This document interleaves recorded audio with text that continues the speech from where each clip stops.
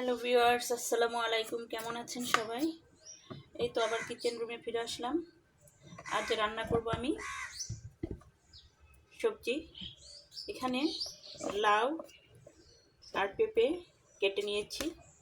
এখন আমি অবশিষ্ট কাটতেছি একটা পটল।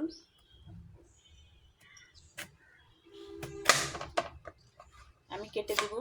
এটার খোসা আমি এভাবে ছাড়িয়ে নিচ্ছি। এভাবে আমি আজকে রান্না করব, দেখতে থাকুন। হ্যালো ভিউয়ার্স, আমার পটলটা কাটা হয়ে গেছে।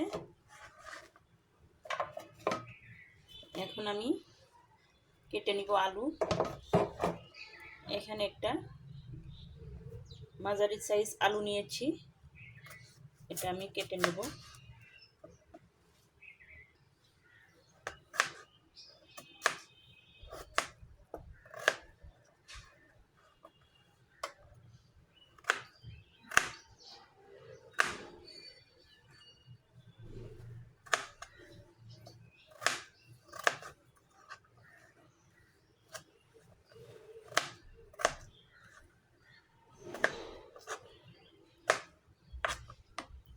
হ্যালো ভিউয়ার্স, আমার আলু কাটা শেষ। হ্যালো ভিউয়ার্স, এখন আমি সবজিটা কেটে ভালোভাবে ধুয়ে পরিষ্কার করে নিয়েছি। আজকে ভিন্ন রকম করে সবজি রান্না করব। সবজিটা রান্না করব কিভাবে, দেখতে থাকুন। প্রেসার কুকার নিয়েছি, সবজিটা রান্না করব। আগে সবজিগুলো আমার ভালোভাবে সেদ্ধ হওয়ার জন্য আমি আজকে প্রেসার কুকারে রান্না করব।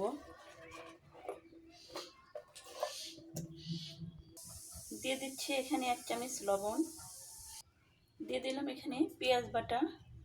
এখানে দিয়ে দিলাম এখানে কাঁচামরিচ বাটা। আর দিয়ে দিলাম এখানে একটু রসুন বাটা। হ্যালো ভিউয়ার্স, দিয়ে দিলাম এখানে 1 বাটি ডাউল। আমি ডাউলটা ধুয়ে রেখেছিলাম। দিয়ে দিলাম এখানে সামান্য পরিমাণ হলুদ গুঁড়ো, একটু ধনিয়া গুঁড়ো। সবজিটা আমি ভালোভাবে মাখিয়ে নিই।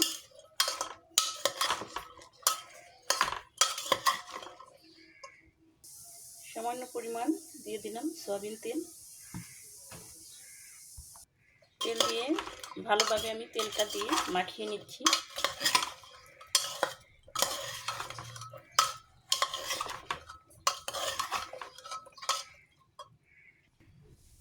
দিয়ে দিলাম এখানে সামান্য পরিমাণ ঝোল।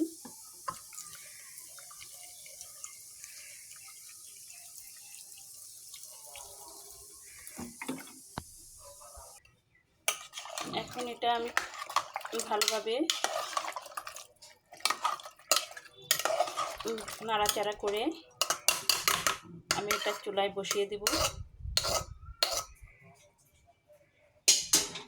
দেখি আজকে সবজিটা কীরকম লাগে এভাবে খেতে। প্রেসারের ঢাকনাটা আমি ভালোভাবে আটকিয়ে দিতেছি। দিয়ে দিলাম চুলায় বসিয়ে।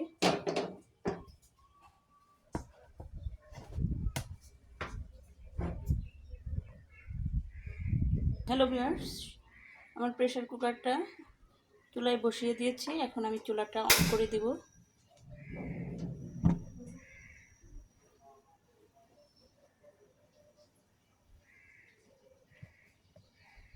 আমি এটা 1 শীষ কিংবা 2 শীষ দিলেই এটা আমি নামিয়ে নেব।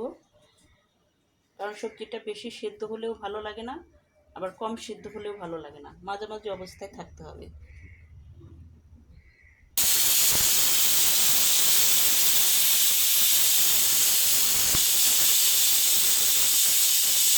হ্যালো ভিউয়ার্স, আমার 2টা শীষ হয়ে গেছে সবজির। এখন এটা আমি চুলাটা অফ করে দেব।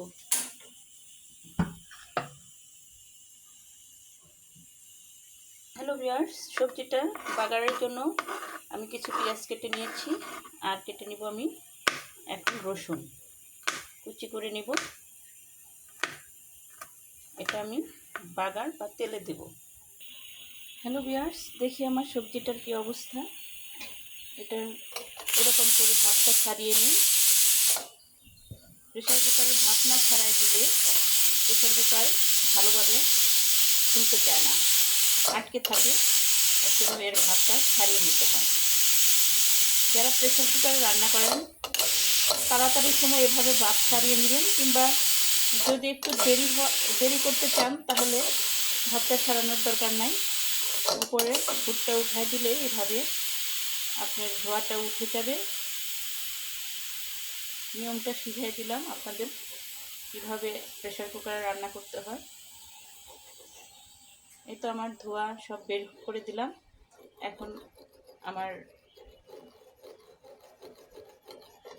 সবজিটা, ঢাকনাটা অলরেডি খুলে যাবে। এই তো খুলে গেছে ঢাকনাটা। দেখি আমার সবজির কী অবস্থা। এই তো সবজিটা অনেক ভালো সিদ্ধ হয়ে গেছে, কারণ কড়াইয়ের মধ্যে দিলে দেখা যায় যে ভালো সেদ্ধ হয় না। এই জন্য আমি এই ব্যবস্থাটাই করলাম আজকে। হ্যালো ভিউয়ার্স, এখন এটা আমি ভালো তেলে দিয়ে দিব।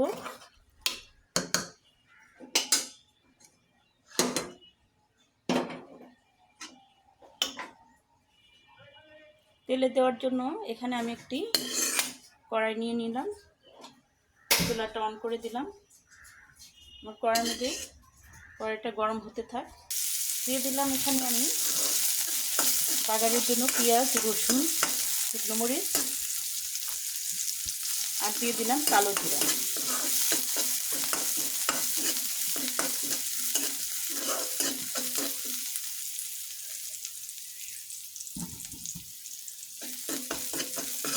ভালো করে এটা আমি ভেজে নেব।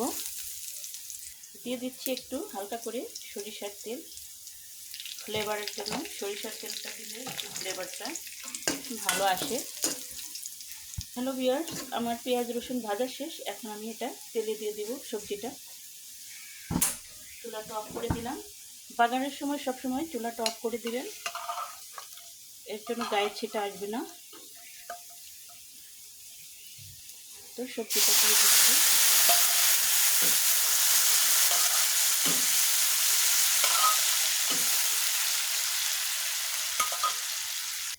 হ্যালো ভিউয়ার্স, আমার সবজি রান্না কেমন হলো অবশ্যই লাইক এবং কমেন্ট করে জানাবেন।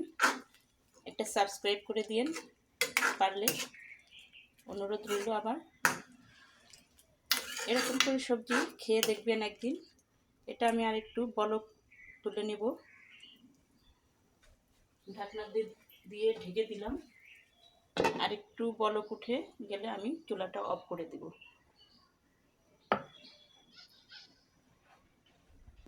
হ্যালো ভিউয়ার্স, দেখি আমার সবজির কি অবস্থা। এই তো বলক উঠে গেছে, আমার সবজিটা হয়ে গেছে। একটু বলক উঠিয়ে দিলাম, সবজিটার ভালো ফ্লেভার আসবে মশলাটার। আমার রান্নাটা কেমন লাগলো অবশ্যই লাইক এবং কমেন্ট করে জানাবেন। আবার আমি বলে দিলাম। আজ এ পর্যন্তই।